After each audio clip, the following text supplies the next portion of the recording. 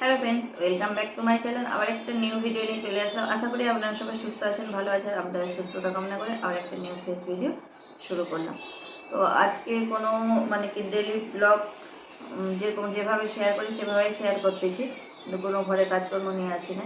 তো এতদিন আমার কি হয়েছিল, কেন ঠিকঠাকভাবে ভিডিও দিতে পারছি না, আর প্রায় আমি অনেক দিন ডাক্তারের কাছে ছোটাছুটি করেছি, তার মধ্যে রিপোর্টও করেছি। দেখুন, আলট্রাসাউন্ড রিপোর্টও করেছি, সব কিছুই করেছি। করার পরেও ভুল কি আর বলে চিকিৎসা হয়ে গেছে।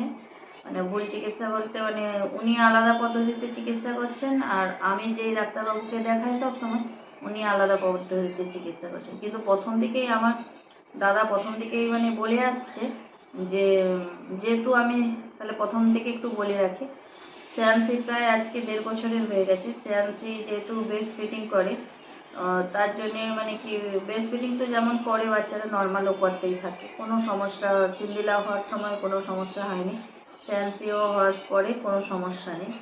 কিন্তু হঠাৎ একদিন শুয়ে আছি, তো শুয়ে থাকতে থাকতে হঠাৎ একদিন দেখি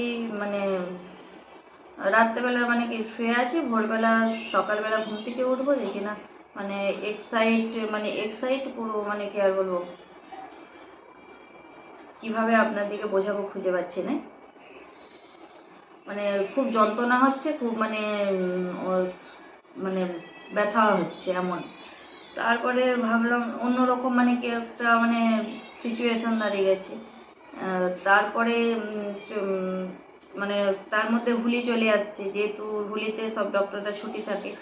তারপরে হুলির পরের দিনেই আমরা বেরিয়ে গিয়েছিলাম ডাক্তারবাবুর কাছে। তো ডাক্তারবাবু দেখে বললো এই হচ্ছে, ওষুধ দিল, আলট্রাসাউন্ড করবে, যেহেতু ফিডিং করে তো ওখানে জমে গেছে। আর তার মধ্যে তো ঠিক আছে, ওষুধ দিয়েছে, ওষুধ খেয়েছে। তার মধ্যে আমি আলট্রাসাউন্ডও করে নিয়েছি। আলট্রাসাউন্ডের মধ্যে ওই একই কথাই বলেছে যে জমে গেছে, একটু ইনফেকশন হয়েছে। তো তার মধ্যে যে বলে পাম্প দিয়ে ক্লিয়ার করে দিতে। আচ্ছা, তো পাম্প দিয়ে প্রথমে পাম্প নিয়ে আসছি, আপনাদেরকে পাম্পগুলোও দেখাবো। তো পাম্প নিয়ে আসছি, এক মিনিট, আমি পাম্পগুলো নিয়ে আসি, নিয়ে বসতে ভুলে গেছে। তো পাম্পগুলো নিয়ে আসলাম। প্রথমে ছাড়ো, বেবি দাঁড়াও, চলে যাও দিদির কাছে, চলে যাও দিদির কাছে যাও। আর তোমার খেলনাগুলো নিয়ে আসো তো। হাজি, হাই দেখো, আর জুতো, হ্যাঁ হাজি, ডগি, তোমার জুতোগুলো নিয়ে আসো। চলে আসছে, আর কিছু বলতে দেবে না। তো যাই হোক, প্রথমে এই পাম্পটা নিয়ে আসছিলাম। তো এই পাম্পে কিছু হয় নাই। বলতে দাও বেবি, বলতে দাও, বলতে দাও, বলতে যাও। এখানে আসো, এখানে আসো। ও এখন বলতে দেবে না। তো তারপরে হয় নাই। তারপরে আমাকে বললো ঠিক আছে, গরম জল দিয়ে এইভাবে এইভাবে করো, তো হাত দিয়ে বের করে দেবে। তো আমি ওই পদ্ধতি হাত দিয়েই করছিলাম। তারপরে না ব্যথার হচ্ছে না। আর আমার প্রথম থেকে মনে হচ্ছিল কোনো ব্লক বা কোনো কিছুই মনে হচ্ছিল। আমি সমানে সিন্দিলার পাপাকে বলতেছিলাম, তারপরে বলেছিলাম। তো সিন্দিলা বাবা বললো ডাক্তারবাবু তো দেখতেছে, রিপোর্ট টিপোর্ট দেখে তো বললো এই পদ্ধতি করো। তারপরে এখন হচ্ছে না হাতে খুব, তারপরে তুমি পাম নিয়ে আসো। আবার একটা তো পাম আমার আছে, শ্রেয়াংশী ভার্সমে নিয়েছিলাম, আবার একটা ভালো পাম নিয়ে এসেছি। কিন্তু কি আর, তো তারপরে বললাম না চলো আরেকটা অন্য। তো আমি যেই ডাক্তারবাবুকে দেখাই, তো ওনাকে একবার দেখিয়ে নিয়ে আসি। আর সমানে আমার দাদা কিন্তু বলে গিয়েছিল যে ওই ওষুধটা দিয়েছে, আর যেহেতু ফিডিং করায় তো ফিডিং ওটাকে শুকনা করে দিতে হবে, যেহেতু বাচ্চা যাতে না। তো তারপরে ডাক্তারবাবুর কাছে গেলাম। কালকে ডাক্তারবাবু দেখেই বললো যে আমার ধারণাটাই ঠিক, যে দুটো ব্লক হয়ে গেছে। ডাক্তারবাবু বললো ঠিক আছে, আমি ওষুধ দিচ্ছি, ওষুধের মধ্যে শুকনো করে দাও, আর বাচ্চাকে পুরো দেবে না, ফিডিং করাবে না পুরো। তো ছোট বাচ্চা, ফিডিং ছাড়ানোটাই মুশকিল। তো যাই হোক, এখন তো ও তো ফিডিং কালকে একটু ভয় দেখিয়ে দিয়েছিলাম। হ্যাঁ তুমি করো না, আমি কথা বলি, যেও নাই।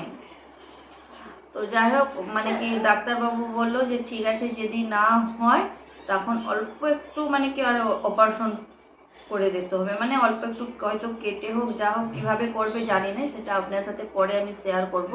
কিন্তু আমার ধারণা যেটা মানে কি করবে সেটা আপনার সাথে শেয়ার করব।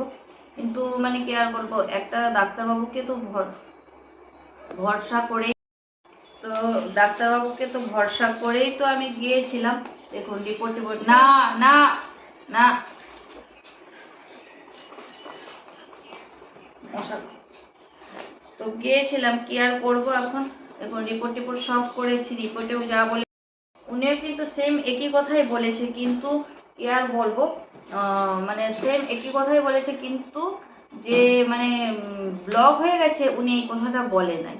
যে যদি ব্লক হয়ে গেছে এই কথাটা বলে দিত বা কোনো কিছু, উনি তো মানে কি উনি তো নিজে দেখেই নাই, প্রথমত উনি নিজে দেখে নাই, অ্যাসিস্ট্যান্ট যে থাকে উনি দেখেছে, উনি আর কি বুঝবেন।